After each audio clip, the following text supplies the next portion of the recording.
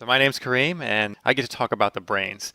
This is the really exciting part. This is where the full capability of Microsoft as a company all comes together.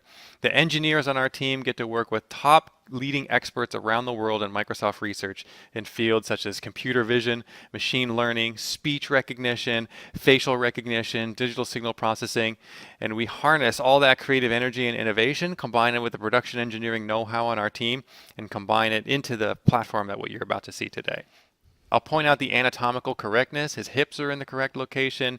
He has multiple spine joints. He has true shoulders and collarbones, multiple joints in his head and neck. So he can bend over, he can bend forward, he can move his head, shrug his shoulders. So, we're connected. The first version was really about understanding gross human motion.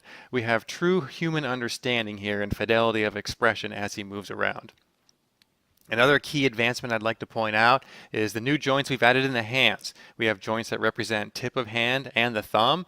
So as Scott is opening and closing his hands, you can see it being represented on screen.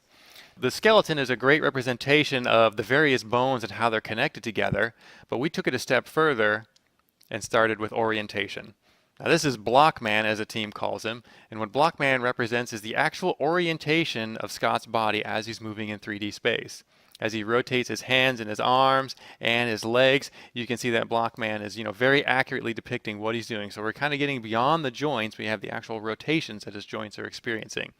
He can even draw small nose circles in the air, and we can see his head rotating on Blockman in line with what it is that Scott's doing. Now I'm a pretty tall guy. I'm 6'4", and my skeleton only weighs 8 pounds. If you really want to understand what's going on with a human, you need to understand and describe what's going on with the muscles, the forces, the torques. So that's our intro into Muscle Man. So Muscle Man is a real-time human-based physics model applied on top of our next generation skeleton and our high-resolution depth map. What the colors represent is green equals no force, and then the highest intensity red is the largest level of force. So as you see, as Scott kind of shifts his weight between one leg and the next, as he lifts a foot, you can see the red disc representing the greater force, on the floor being exerted. You can see changes in his core and in his legs. If I can get Scott to do a little bit of a squat for me. All right, go ahead and hold it. Like he's feeling it in his legs, and you can see it on the screen. Normally I make him do that for a long time, but I'll go easy on him today. If we get Scott to jump up in the air as high as he can, you'll see that his body goes all green. When you're in the air, obviously there's no force being felt, and when he hits the ground, you can see those red impact points. Beyond just understanding the forces in his muscles, we're able to estimate, mass and velocity in the force of something like a punch. Give me a little jab. As you can see, the nice little white circles that represent how much he's exerting. Now really put your back into it and shift your weight. So look at the size of that circle. So we're accurately calculating how much force he's exerting. You can see the weight shifting from his bat leg to his front. You can see his core tightening up, and you can see the representation on screen. So with these three things combined, you have a fantastic understanding of what's happening with the human body. But as any good trainer will tell you, this information is necessary, but it's not enough. You need one more thing. You need heart rate.